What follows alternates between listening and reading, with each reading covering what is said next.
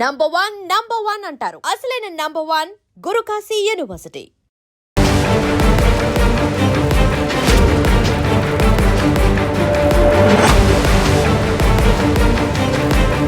నమస్కారం, welcome to I dream. నేను మీ సంగీత. నాగర్ కర్నూలు జిల్లాలో అతి దారుణమైన సంఘటన చోటు చేసుకుంది. కన్న కొడుకే తండ్రిని అతి కిరాతకంగా చంపివేసి తల మొండము వేరు చేసి మరీ వేరు వాగుల్లో పడివేయడం జరిగింది. అసలు మనం ఈ కేసు వివరాల్లోకి వెళ్తే, నాగర్ కర్నూలులోని కల్వకుర్తికి చెందిన బాలయ్య 70 సంవత్సరాలు. అతని కుమారుడే బీరయ్య. ఆయనకు ఒక కూతురున్నారు. రీసెంట్గా ఆ కూతురు కూడా మనస్తాపానికి గురయ్యి ఆత్మహత్య చేసుకొని చనిపోవడం జరిగింది. ఆ పాప చనిపోవడానికి తన తాతయ్యన ఈ బాలయ్యనే కారణమంటూ ఆ కొడుకు ఆరోపణలు చేస్తూ ఊరికే కూడా కాదు, చేతబడి చేశాడు. అందుకోసమని చెప్పేసి నా కూతురు చనిపోవడం జరిగింది, బ్రతుకు మీద విరక్తి కలిగి అని చెప్పేసి అంటారు. ఎందుకంటే నేను నా కూతుర్ని అల్లారు ముద్దుగా పెంచుకున్నాను, అసలు ఎలాంటి ఇబ్బందులు కూడా లేవు, కష్టాలు అంతకంటే లేవు, తను ఏది అడిగితే అది నేను ఇచ్చుకుంటూనే వచ్చాను. కాబట్టి నా కూతురు కేవలము నా తండ్రి చేసిన చేతబడి వల్లనే చనిపోవడం జరిగింది అని చెప్పేసి తండ్రి మీద కోపాన్ని పెంచుకున్నాడు బీరయ్య. కోపాన్ని పెంచుకొని ఒకరోజు ఏం చేశాడంటే, తండ్రిని ఎలాగైనా సరే నా కూతుర్ని చంపాడు కాబట్టి నేను నా తండ్రిని చంపేయాలని చెప్పేసి డిసైడ్ అయిపోయి ఇమీడియట్గా ఇంటికి వెళ్ళి తండ్రిని బైక్ మీద ఎక్కించుకొని ఏదైతే వాళ్ళ వ్యవసాయ భూమి ఉంటుందో అక్కడికి తీసుకెళ్ళి కర్రతో తల మీద గట్టిగా బాదిన తర్వాత ఇమీడియట్గా అతను కొంచెం పెద్ద వయస్కుడు కాబట్టి ఇమీడియట్గా తల మీద గాయం అవడంతో కింద పడిపోయాడు. పడిపోయిన వెంటనే అతన్ని మొత్తము చాకులతో పొడి చేసి తలని మొండాన్ని వేరు చేశారు. దీనికి కూడా సహకరించారు ఎవరైతే బీరయ్య వాళ్ళ బంధువు ఉన్నాడో అంజీ అనే వ్యక్తి కూడా ఈ చంపడానికి అతను కూడా ఇతనికి బీరయ్యకి హెల్ప్ చేయడం జరిగింది. చంపిన తర్వాత ఏం చేశారు అంటే, ఆ మొండాన్ని తలని కూడా కారు డిక్కీలో వేసుకొని అంజి కారు తీసుకొచ్చిన వెంటనే కారు డిక్కీలో వేసుకొని తీసుకెళ్ళిపోయి కొంచెం దూరాన ఏదైతే చింతపల్లి అని చెప్పేసి ఉంటుందో చింతపల్లి వాగు దగ్గర దుందుబి వాగులో కూడా ఒక తలను పడేయడము, అదేవిధంగా ఇంక కొంచెం దూరంగా ఇంకొక వాగు ఉంటే ఆ వాగులో మొండాన్ని పడివేయడం జరిగింది. జరిగిన తర్వాత ఇమీడియట్గా ఇద్దరు కూడా ఎవరికి తెలియకుండా ఎవరి పనులలో వారు వెళ్ళిపోవడం జరిగింది. చంపిన తర్వాత ఎవరైతే బీరయ్య కొడుకు ఉన్నాడో ఆ కొడుకు అసలు అక్కడ లేకుండా హైదరాబాద్కి పారిపోయి వచ్చేశాడు. అదేవిధంగా అంజు కూడా ఊర్లోనే తప్పించుకుంటూ తిరగడము చేస్తున్న టైంలో అసలు అమ్మాయి ఎందుకు చనిపోయింది అన్న కారణాలు ఏవైనప్పటికీ కూడా ఈ రోజుల్లో చేతబడి ఉంది అని చెప్పేసి ఆయన అంత స్ట్రాంగ్గా నమ్మాడు చూడండి బీరయ్య. అదొక పెద్ద తప్పు. దాంతోపాటు స్వంత తండ్రిని అతి కిరాతనంగా కడతీర్చారు చూడండి, అది ఇంకా దారుణం. అయితే 2 రోజులైనా అంటే సాయంత్రం వరకు భర్త ఇంటికి రావాలి. ఎవరైతే బీరయ్య వాళ్ళ తల్లి ఉందో కొడుక్కి ఫోన్ చేస్తే ఫోన్ కలవలేదు. ఎందుకంటే ఆయన ఫోన్ స్విచ్ ఆఫ్ చేసుకొని హైదరాబాద్కి పారిపోయి వచ్చేసాడు కదా, ఇంకా అక్కడ లేడు. సరే అని చెప్పేసి చుట్టుపక్కల వాళ్ళందరినీ కూడా నా భర్త వచ్చాడా ఎక్కడైనా చూసారని చెప్పేసి అడిగారు. ఆ రోజు నైట్ గడిచిపోయింది. నెక్స్ట్ డే రోజు కూడా చూసింది. అరే మరి ఈయన ఇంకా ఇంటికి రాలేదు అని చెప్పేసి అప్పుడు పోలీస్ స్టేషన్కి వెళ్ళి నా భర్త కనిపించడం లేదు 2 రోజుల నుంచి వెళ్ళి అని చెప్పేసి అన్న తర్వాత పోలీసులు దీన్ని కొంచెం సీరియస్గానే తీసుకోవడం జరిగింది. అంటే 2 డేస్ నుంచి మనిషి కనిపించట్లేదు అని అంటే ఎక్కడ మిస్ అయ్యారు ఏంటి అని 24 గంటలలో మిస్సింగ్ కేసు అనేది మనం ఫైల్ చేయడానికి ఉంటుంది. ఇక్కడ 48 అవర్స్ అయింది. అయినా సరే వ్యక్తి ఊర్లో లేడు, ఎక్కడ లేదు, ఎవరికి కూడా కనిపించలేదని చెప్తున్నారు. మరి ఎక్కడికి వెళ్ళాడు అని చెప్పేసి ఇంకా యాజ్ యూజువల్ పోలీస్ వాళ్ళు ఏం చేస్తారు, సీసీ కెమెరా ఫుటేజ్ అంతా కూడా చెక్ చేయడం జరిగింది. చెక్ చేస్తే తన స్వంత కుమారుడైన బీరయ్యనే అతన్ని బైక్ పైన తీసుకెళ్లిన దృశ్యాలు కనిపించాయి. అదేవిధంగా అతను మళ్ళీ కారులో వెళ్తున్న దృశ్యాలు కూడా కనిపించడం జరిగింది. కారులో వెళ్తున్న దృశ్యాలు కనిపించిన ఆ కార్ను మొత్తం కూడా సిగ్నల్స్ నుంచి ఫాలో అవుతుంటే ఎవరైతే ఈ ఇద్దరు వ్యక్తులు అంజీ కానివ్వండి బీరయ్య కానివ్వండి ఆ బాడీకి సంబంధించిన పార్ట్స్ని తీసేసి వాగులో పడేస్తున్న దృశ్యాలు కూడా రికార్డ్ అయ్యాయి. ఆ నేపథ్యంలో ఇమీడియట్గా అంజీని అరెస్ట్ చేయడం జరిగింది. తర్వాత నెక్స్ట్ వెంటనే ఈ హైదరాబాద్కి పారిపోయి వచ్చిన బీరయ్య కోసం కూడా పోలీసులు గాలించారు, గట్టిగానే పట్టేసుకొని ఆయన కూడా తీసుకెళ్ళి మొత్తం ఎంక్వైరీ చేసిన తర్వాత నిజమే నేనే చంపేశాను, నా కూతురుని నా తండ్రి చంపాడు కాబట్టి నేను నా తండ్రిని చంపడం జరిగింది అని చెప్పేసి చాలా స్పష్టంగా పోలీసులకు అతను వాంగ్మూలం ఇవ్వడం జరిగింది. అంటే నా కూతురికి ఎలాంటి కష్టం లేదు, ఎక్కడా కూడా ఇబ్బంది లేదు, తను ఏదడిగితే నేను అది తీసుకొచ్చి పెడుతున్నాను, నా తండ్రే కావాల్సుకొని నా కూతురు ఆనందంగా ఉంటుంది అన్న కారణంగానే నా కూతుర్ని ఏదో మొత్తం మంత్రాలు చేసి చేతబడి చేసి చంపాడు అని చెప్పేసి అతను ఆ స్టేట్మెంట్ ఇవ్వడం జరిగింది. అంటే నేను ఇక్కడ చెప్పదలసింది ఏంటంటేను, ఈ కేసులో చూసేసుకుంటే ఆల్రెడీ నిందితులు దొరికారు. అదేవిధంగా వారి మీద ఈ కేసు కూడా ఎఫ్ఐఆర్ అయ్యింది. వారిని ఎలా కోర్టులో ప్రొడ్యూస్ చేస్తారు, చేసిన తర్వాత వారికి మినిమం టు మినిమం లైఫ్ ప్రిజన్మెంట్ పడే అవకాశాలు కూడా ఉంటాయి. ఎందుకంటే బాడీని చంపిన తర్వాత బాడీని ఎలాగైనా సరే ముక్కలుగా చేసి నేను దొరకద్దు అని చెప్పేసి ఇంకా పెద్ద క్రైమ్ చేస్తున్నారు. ఇప్పుడు చూడండి, తల ఏదైతే బాలయ్య గారికి సంబంధించిన తల ఇప్పటి వరకు దొరకలేదు. ఓన్లీ మొండెం మాత్రమే దొరికింది. దాన్ని మాత్రమే దహన సంస్కారాలు చేయడం జరిగింది. అంటే ఎంత ఆవేదన చెప్పండి. ఎవరో కూడా కాదు, పరాయి వాళ్ళ అస్సలు అంతకంటే కాదు, స్వంత తండ్రి, కొడుకు, మనవరాలు, ఒకటే కుటుంబానికి సంబంధించిన ముగ్గురు.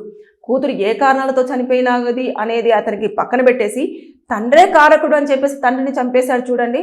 అది ఇంకా దారుణం. ఇలాంటి సంఘటనలన్నీ రోజు రోజుకి, అంటే మానవత్వం మంట కలిసిపోతుంది అనడానికి నిదర్శనంగా ఇలాంటి సంఘటనలు రోజుకొకటి మనం చూస్తూనే ఉన్నాం, వార్తల్లో వింటూనే ఉన్నాం. అంటే ఒకటి నేను చెప్పేది ఏంటంటే, డిజిటల్ మీడియాలో ఇలా జరిగింది అలా జరిగింది అని చెప్పేసి న్యూస్ వస్తున్నాయి కదా, ఇంకా ఇంతేనేమో, అసలు ఎలాంటి శిక్షలు ఉండవేమో, లేదు అసలు మాకేం ప్రాబ్లం ఉండదేమో అని చెప్పేసి అనుకుంటారు. కానీ ఒక్కసారి కనుక కోర్టు పరిసర ప్రాంతాల్లోకి వెళ్తే ఎంతమంది చేసిన తప్పు కోసం పశ్చాత్తాప పడుతూ ఉంటారంటే, మేము ములాఖాతుకు వెళ్తూ ఉంటే చూస్తూ ఉంటాం. మేడం ఎలాగైనా సరే నేను ఆ క్షణంలో తప్పు చేసేసాను, తొందరపడ్డాను, నన్ను బయటకు తీసుకురండి, నాకు ఈ శిక్షలు, నేను అసలు ఈ జైల్లో ఉండలేకపోతున్నాను అని చెప్పి ఏడుస్తున్న వాళ్ళు బోలెడు మంది ఉంటారు. అంటే మనం ఆవేశంలో తీసుకునే నిర్ణయాలు ఏమవుతాయంటే మన కుటుంబాన్ని, మన జీవితాన్ని రెండింటిని నాశనం చేయడం జరుగుతుంది. ఇక్కడ తాతయ్యకు మనవరాలంటే ప్రేమ ఉండదా? బేసిక్గా ఎప్పుడు కూడా ఎవరైతే, ఇప్పుడు అతనికి 60 సంవత్సరాలు, 60 సంవత్సరాల వ్యక్తి అతను ఏదైతే ఉన్నాడో చూడండి, పిల్లలు ఎప్పుడు కూడా తాతతోటి ఎక్కువగా, అమ్మమ్మతోటి ఎక్కువగా, నానమ్మతోటి ఎక్కువగా ట్రావెల్ అవుతుంటారు చిన్నపిల్లలు. వీళ్ళు ముసలి వాళ్ళు అవుతున్న కొద్దీ చిన్నపిల్లలు అవుతుంటారు. వీళ్ళు చిన్నపిల్లలు మనస్తత్వంతో కలిసి ఉంటారు కాబట్టి ఎక్కువగా వీళ్ళకి అటాచ్మెంట్ ఉంటుంది. అలాంటి టైంలలో మనవరాల్ని చంపాలన్న ఉద్దేశం తాతయ్యకి ఎలా ఉంటుంది అన్న ఆలోచన ఒకటి లేకపోయింది వాళ్ళ కుమారుడికి, బీరయ్యకి. దాంతో అంజిని కూడా ఇన్వాల్వ్ చేశాడు. అంజి కూడా ఇప్పుడు ఈ శిక్షలో ఖచ్చితంగా శిక్ష అనుభవించాల్సిందే ఈ కేసులో. ఇలాంటివన్నీ కేవలము స్క్రీన్ మీద కనిపిస్తే మేము దొరకలేము, పోలీసులు ఏం చేయలేరు, కేసు ఫైల్ అయితే పోయి కోర్టులో అటెండ్ అవుతాము, జైల్లో కూర్చుంటాము, మాకు ఎలాంటి శిక్షలు పడవు, మళ్ళీ నేను బెయిల్ మీద బయటికి రావచ్చు అంటే కొన్ని కేసులలో బెయిల్ కూడా రాకపోవచ్చు, రానివ్వరు కూడా. ఆపోజిట్ పార్టీకి సంబంధించిన వాళ్ళు ఎవరైతే ఉంటారో నష్టపోయిన వాళ్ళు అంగీకరించకపోవచ్చు. బెయిల్ను తిరస్కరించడానికి చాలా స్కోప్స్ ఉంటాయి. దయచేసి ఏదైనా వర్క్ చేసేటప్పుడు, ఏదైనా పని చేసేటప్పుడు కూర్చొని మాట్లాడుకోండి. అనుమానం వస్తే పోలీసులకు కంప్లైంట్ చేయండి. నాకు ఇతని మీద అనుమానం ఉంది, చేతబడి చేశారన్న అనుమానం ఉంది అని తండ్రి మీద కంప్లైంట్ ఇస్తే పోలీసులు పిలిచి మాట్లాడి అసలు ఏం జరిగిందో తెలుసుకునేవారు. అసలు కూతురు ఎందుకు చనిపోయిందో అన్న కారణాలు పక్కన పెట్టేసి ఆయన తండ్రి మీద అనుమానం పెంచుకొని తండ్రినే లేకుండా చేసుకున్నాడు చూడండి. తర్వాత ఆ పెద్దవాడ ఇప్పుడు ఒంటరి జీవితం గడపాల్సిన పరిస్థితికి వచ్చింది. కొడుకెళ్ళి జైల్లో కూర్చుంటాడు. ఇవన్నీ చూసుకుంటుంటే అసలు రిలేషన్షిప్స్ అనేవి ఎలా తయారవుతున్నాయంటే ఎక్కడ కూడా ఎమోషన్స్ కనిపించట్లేదు, ఎఫెక్షన్స్ కనిపించట్లేదు. ఎందుకు ఇలా చేస్తున్నారు అని అంటే వారి విజ్ఞత ఇంకా అంతే. వారు ఇంకా నచ్చలేదు, చంపేసేయాలి, గొడవ పడ్డారు, చంపేసేయాలి, వీళ్ళు ఇలా చేశారేమో చంపేసేయాలి. చంపేయడం మాత్రమే ఒక సొల్యూషన్గా వెతుక్కుంటున్నారు. కానీ దాని తర్వాత పర్యవసానాలు ఎలా ఉంటాయి అనేది మాత్రం ఎవరు కూడా గుర్తించలేకపోతున్నారు. జీవితాంతం జైల్లో ఉండాలి. అసలు ఎలా ఉంటుందంటే ఎక్కడికి పోలేరు, ఏమి చేయలేరు, మనుషులతో మాట్లాడలేరు.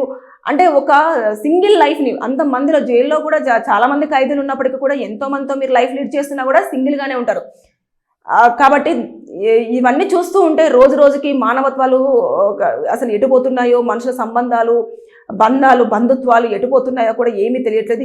ఈ కేసులో అయితే ఖచ్చితంగా బీరయ్య వాళ్ళకు మాత్రము 7 సంవత్సరాల జైలు శిక్ష పడే అవకాశాలు అయితే ఎక్కువగా కనిపిస్తున్నాయి. ఎందుకంటే చంపేసేయారు, దాంతోపాటు బాడీ పార్ట్స్ను కూడా వివిధ 2 ప్లేసులలో, అంటే మొన్న చూసాం కదా కర్ణాటకలో జరిగింది కదా, పార్ట్స్ అన్ని కూడా 18 పార్ట్స్ చేసేసి వేరే ప్లేసులలో పడేసిన తర్వాత 2 పోలీస్ స్టేషన్ పరిధిలో వస్తే ఎవరు పట్టించుకోరు, ఇది కేసు నీరుగారిపోతుంది అనుకుంటే పోలీసులు ఈ మధ్య కాలంలో చాలా చాకచక్యంగా కూడా కేసును సాల్వ్ చేయడం అనేది జరుగుతుంది. ఎందుకు అంటే వారు ఎన్నో కేసులు చూస్తూ ఉంటారు, అదేవిధంగా ఎంతో మందిని ఇంట్రాగేషన్ చేస్తూ ఉంటారు. కాబట్టి వారు చెప్పేది నిజమా అబద్ధమా అనేది చాలా స్పష్టంగా వారు గ్రహించగలరు.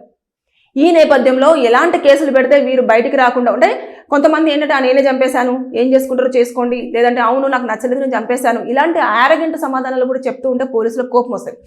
వారి చేతిలో అస్త్రాలు ఉంటాయి. సెక్షన్స్ కనుక అప్లికేబుల్ చేసి ఛార్జ్షీట్ వేశారు అంటే ఇక జైల్లో చిప్పకూడే. దయచేసి ఎవరైనా సరే మీకు గనక నచ్చకపోయినా, వారి మీద అనుమానం ఉన్నా, లేకపోతే వారిని చంపేయాలంత కోపం వచ్చినా సరే కంట్రోల్ చేసుకొని పోలీస్ స్టేషన్కి వెళ్ళి కంప్లైంట్ ఇవ్వండి. తర్వాత వాళ్ళు కోర్టుకు వచ్చిన తర్వాత అక్కడ పరిష్కారం చేసుకోండి. కొంచెం లేట్ అవుతేమో కానీ ఎవరికి ఇబ్బంది లేకుండా మీ కుటుంబము అదేవిధంగా వారి కుటుంబము నష్టపోకుండా అన్ని రకాలుగా న్యాయం జరిగే అవకాశం ఉంటుంది. Thank you. అదేవిధంగా మీకు కనుక ఎలాంటి లీగల్ డౌట్స్ ఉన్నా, లీగల్గా ఏదైనా తెలుసుకోవాలన్నా కూడా మీకున్న సమస్యను కింద కామెంట్ రూపంలో తెలియజేయండి. నేను దానిపైన వీడియో చేసి మీకు సమాచారం అందించడానికి ట్రై చేస్తాను. Thank you. And don't forget to subscribe to iDream. And for more videos, Please subscribe to iDream. Please subscribe to iDream. Please subscribe iDream. And please subscribe to iDream. For more videos, subscribe to iDream. please like, share and subscribe to the channel. Congratulations, iDream. Subscribe to iDream. Subscribe to iDream. So subscribe to iDream Media. iDream ki iDream team andarki huge congratulations. Please subscribe iDream Media. Please subscribe to iDream.